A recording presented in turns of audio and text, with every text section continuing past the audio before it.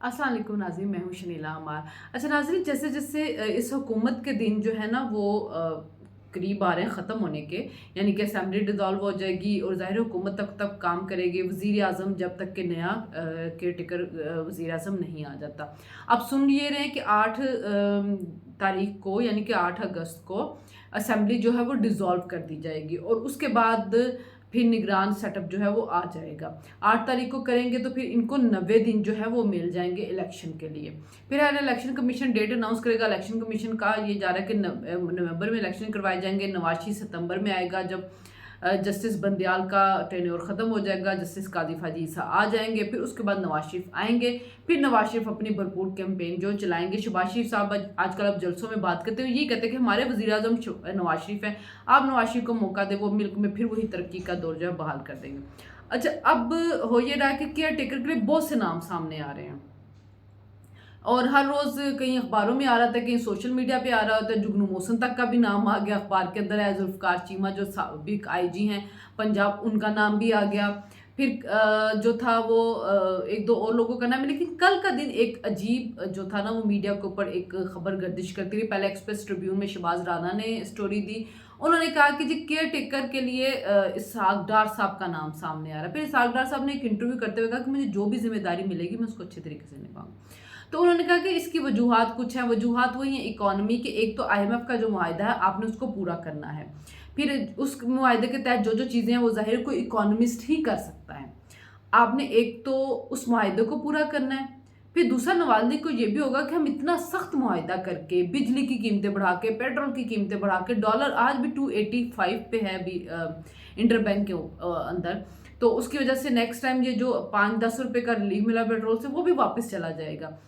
तो हालांकि आज अजरबैजान से भी एक नया मुआहिदा हुआ है एलएनजी पे पेट्रोल को लेके, और रूस से तो चल ही रहा है पेट्रोल के ऊपर, और एलपीजी आएगी जो रूस से भी और अजरबैजान से भी, तो वो कजाकिस्तान से भी, तो ये सस्ती हो जाएगी एलपीजी। तो उसकी वजह से इंडस्ट्रीज जो होगी ना उनको सस्ती जब गैस मिलेगी तो शायद वहाँ से चीज़ें सस्ती बने। लेकिन मसला इस वक्त ये कि महंगाई बहुत ज़्यादा हो चुकी है भाई। 250 के जो अंडे थे वो 310 के हो चुके हैं। वो जो दही का पैकेट लाते हैं जो प्रोसेस किया हुआ होता है, पहले 140 का था जी आधा किलो, वो अब 180 पे चला गया है। नेस्ले की पानी की बोतल जो 250 तक की थी 410 पे जा चुकी हुई है। तो डबल ट्रिपल जो है वो महंगाई हो चुकी हुई है।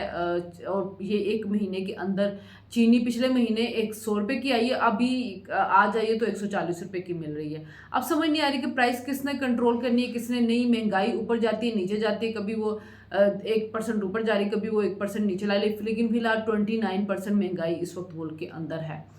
तो बात यह कि अगर इसके साथ जाते हो तो इलेक्शन के अंदर बड़ा इनको सेटबैक होगा। ये कह तो रहे हैं कि रियासत बचा ली, लेकिन अवाम तो रिलीफ चाहती है। अवाम सियासी गोरखधंधों में तो नहीं पड़ती। फिर खान साहब बैठ के जब शुरू हो जाते हैं तकरीरें करने और मैनिपुलेटेड किस्म के फिगर्स बताने के लिए, तो लोग तो तहकीक नहीं करते। ज़ाहिर है जो उनका सपोर्टर है वो उन्हीं के पेजेस जो उन्होंने ज्वाइन किए हुए उन पेजेस के ऊपर जो भी प्रोपेगेंडा आता है उसको बाय करते हैं। और खान साहब के मुंह को तो खून लगा हुआ है, खुद जाते हैं बाल्टियां पहन के, आज भी बाल्टियां पहन के, किसी ने उनके ऊपर बोतल पहन के, बहुत बुरी बात है। पुरतशद्दुद रवैया जो भी हो उसकी मजम्मत करनी चाहिए। बाल्टियां पहन के जाते हैं, डरते हुए जाते हैं, गिरफ्तारी नहीं देना चाहते, और लोगों कहते हैं हकीकी आज़ादी में जान भी देते तो शहीद होते।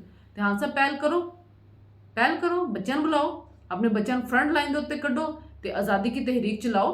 फिर उसके बाद आप दूसरों के बच्चों को कहो कि आओ भाई आज़ादी की तहरीक के लिए जाने कुर्बान करो। पहले अपने बच्चों की तो जाने कुर्बान करवाएं अगर आपको इतना ही शौक है शहादतों लेने का। आपके और दहशत गर्दों की सोच में कोई फ़र्क नहीं है।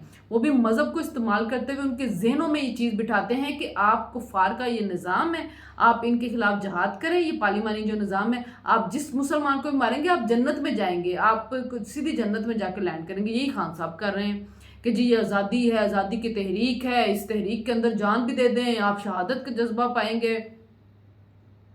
तो हाँ साहब, शहादत का जज्बा फिर खुद में भी तो पैदा करें ना। खुद बाल्टियों के अंदर सर छुपा छुपा के क्यों आते हैं? लीडर है तो फिर लीडर जो होता है वो नजर आना चाहिए, कोई बहादुर बन के सामने आने वाला।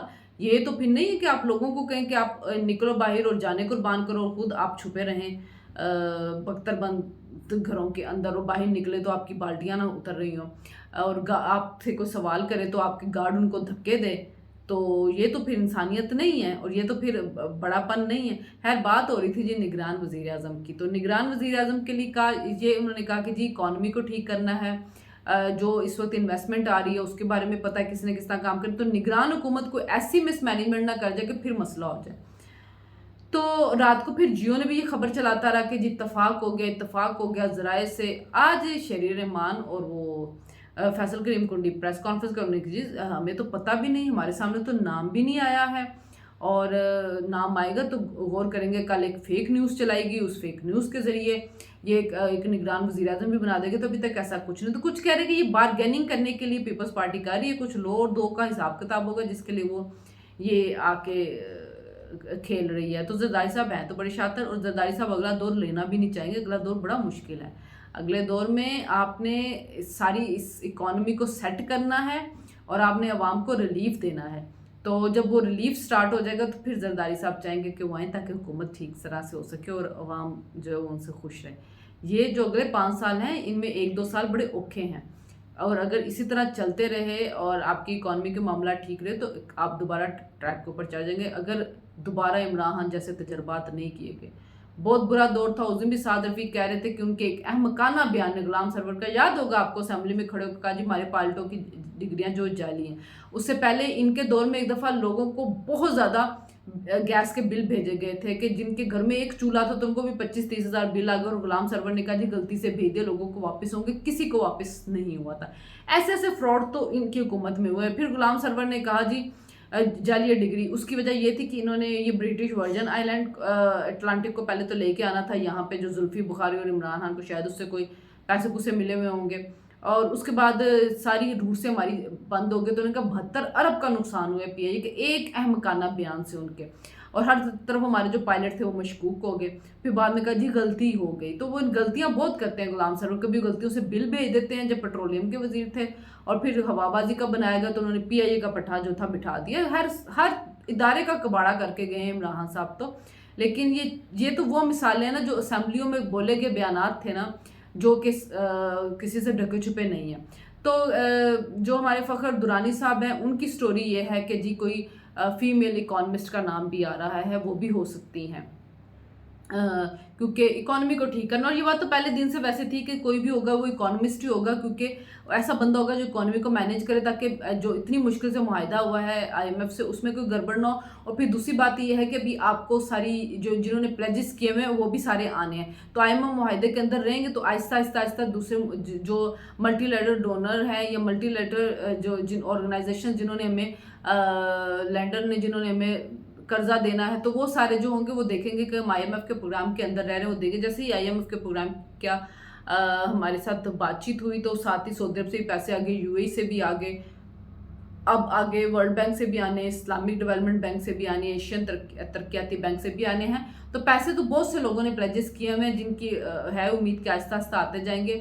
بہرحال زر مبادلہ کے ذخائر وہاں چلے گئے ہیں جہاں پہ سے ان کو ملے تھے، اور یہ اللہ تعالیٰ کا شکر ہے کہ پاکستان کے ڈیفالٹ کا خطرہ فی الحال ٹل گیا ہے، اور اللہ کرے کہ پاکستان کے اندر مہنگائی جو وہ بھی نیچے جائے نا۔ ابھی کہہ رہے ہیں کہ آج جو وزیر اعظم نے کہا جو جن کو 200 یونٹ استعمال کرتے ہیں ان کے بجلی کے بل کا کوئی فرق نہیں پڑا، اور وہ 63% آبادی بنتی ہے پاکستان کی، تو جو ایلیٹ کلاس ہے وہ ساری تو سولر لگا کے بیٹھ گئی ہوئی ہے، پسے گا جو وہ مڈل کلاس طبقہ جو مہنگائی میں پس رہا ہے۔ ایلیٹ کے پاس پیسہ ہے، غریب جو اتنی عیاشیوں میں نہیں پڑتا، مڈل کلاس جو ہے وہ بیچارہ پسے گا، بجلی کے بل بھی دے گا، گیس کے بل بھی زیادہ دے گا، پھر ان کے بچوں کی فیس ہوتی ہے، پھر گھروں کے کرائے جو ہوتے ہیں، کئی بہت سے لوگ جو گاؤں سے شہر میں رہنے کے لیے آتے ہیں، جاب کر رہے ہوتے ہیں، ان کے کرائے کے گھر ہوتے ہیں، تو زندگی مشکل ہوئی ہے لوگوں کے لیے، لوگوں کو ریلیف چاہیے، اور ریلیف اتنی جلدی آئے گا نہیں، یہ تو فیکٹ ہے کہ ریلیف اتنی جلدی آئے گا نہیں۔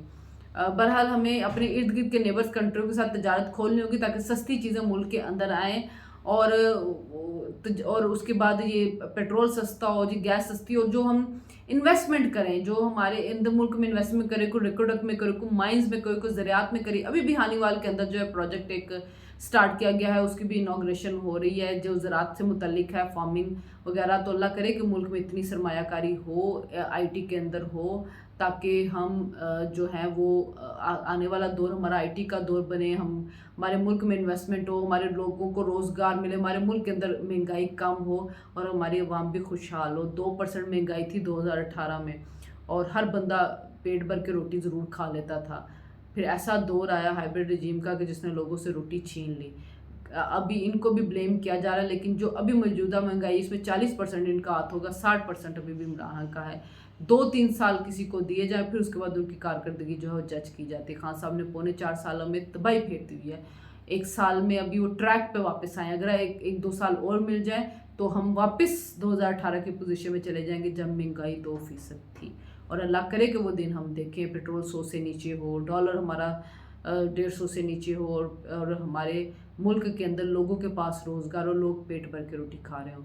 ایسا ہو جائے تو پھر جو ہے ملک خوشحال ہوگا، اور اللہ کرے کہ ہمارے ملک میں ابھی تو پچھلے سال بھی سیلاب کی تباہی ختم نہیں، کہ دوبارہ سیلاب آ رہا ہے۔ بس اللہ تعالیٰ رحم کرے، ہماری بے عزت قوم، ہمیں بھی چاہیے کہ ہم جھوٹ، رشوت، کرپشن اور ان چیزوں سے بچیں۔ اگر ہم ایز اے قوم بھی اپنے آپ کو ٹھیک کر لیں گے تو شاید اللہ تعالیٰ بھی ہمارے معاملات ٹھیک کر دیں۔ چلے جی، پھر آپ سے ملاقات ہوتی ہے۔ اللہ حافظ۔